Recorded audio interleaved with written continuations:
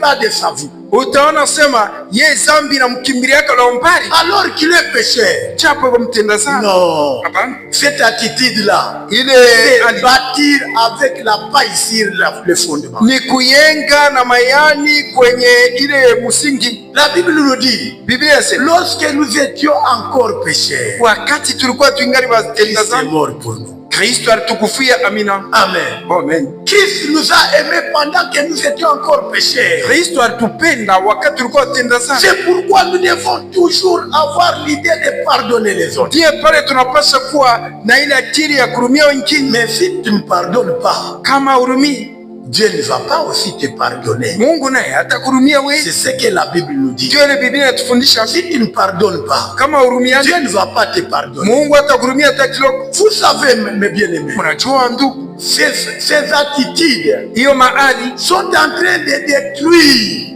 la vie de Dieu dans les églises. iko naangusha maisha ya Mungu kwenye kanisani. L'esprit de Dieu ne peut pas être là où il y a l'esprit de dispute, de querelle, de jalousie. Non. Roho ya Mungu haisi kuwa fashi ile bantu wako na bululana, wako na kosana, hata wako na shirikiana juu kiasi jua mpaka yanapata. Hapana.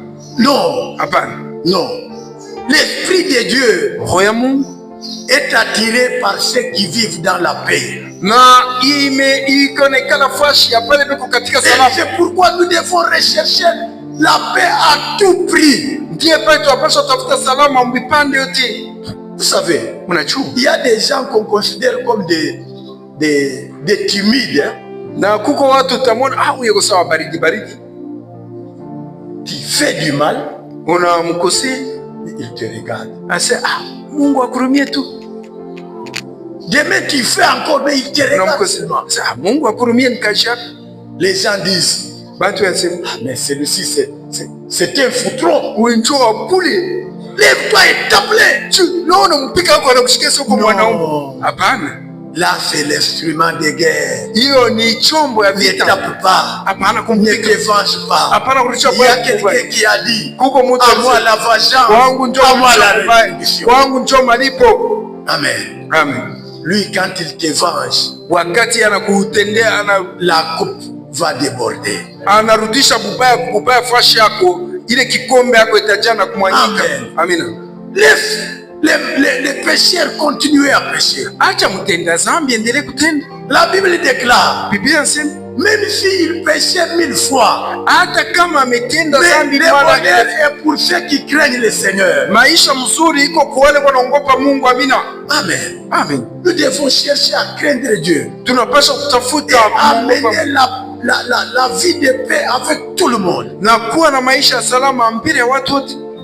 C'est pourquoi nous devons pardonner. Ndiye pale tunapaswa kurudi. Mais il y a aussi une dimension que nous devons ajouter. Na kuna kipande mwele tunapaswa kuongeza. Aux victimes.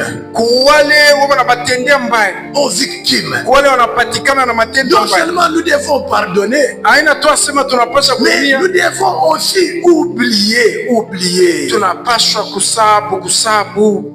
Vous savez, mnajua, même dans des mariages, hata kwenye makweli, ceux qui divorcent, bale beko na uwa makweli, on posera la question, batauliza, mais pourquoi vous êtes divorcés? Jua nini mnaua kweli? Non, parce que j'avais oublié la bouteille d'eau sur le lit.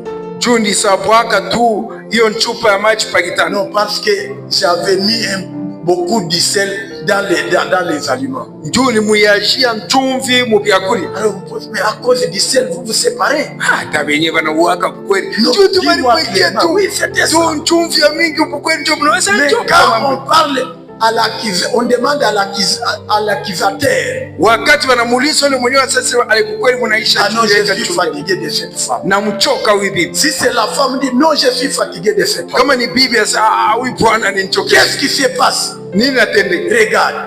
Cet homme a fait ceci. Cet homme a fait cela. Il a fait ceci. Il a fait cela. Il a fait ceci. Il a fait cela. Pour dire qu'il y a divorce lorsque l'homme ou la femme n'a pas respecté les droits de son conjoint. Ni wakati bibi au bwana asheshimu bibi alimwambia kwa bwana yake au. Mais on attendra seulement la gouttelette qui va déborder le verre. Na wako na chunga tu ile maji kidogo itakuwa kujaza pour mettre fin à l'alliance. Dieu asema ile maungano imalizike. De même, Tena dans le Seigneur, ndani ya Mungu nous devons apprendre tunapaswa que jifunze, chaque fois que nous causons du tort à nos frères ou à nos sœurs, wakati tunamkosea ndugu au dada, c'est au Seigneur que nous avons fait ça. ni kwa Mungu tulitendele maneno. Rappelez-vous, il dit à Saül, kumbukeni alimwambia Saül, pourquoi me persécutes-tu? Saulo, kwa ajili ya nini unanihangaisha? Qui est qui, Seigneur? Wewe nani Bwana? Moi j'ai vu que tu persécutes. Mie Yesu ule unanihangaisha. Amen. Amina. Alors que Saül n'a jamais persécuté Christ. Japo Saulo il persécutait les hommes qui détenaient la parole du Seigneur. Quand vous lisez dans la Bible, on vous dit qu'il y aura un temps où Dieu dira, vous mes amis, entrez dans le repos. Venez jouir avec moi. J'étais nu. Vous m'avez vêtu. J'étais en prison. Vous m'avez visité. J'étais malade. Vous m'avez fait ceci et cela. Les gens diront, quand est-ce que nous t'avons nu et nous t'avons vêtu? Autant de fois que vous avez fait à un enfant du royaume, c'est à moi que vous avez fait, et aux autres, parce que vous ne m'avez pas visité. Allez, votre place est dans la guerre. Seigneur, quand est-ce que nous t'avons vu? Ni et nous t'avons pas vêtu. Toutes les fois que tu ne l'as pas fait à ton frère ou à ta sœur, c'est à moi que tu as fait. Vous devez comprendre que le troisième principe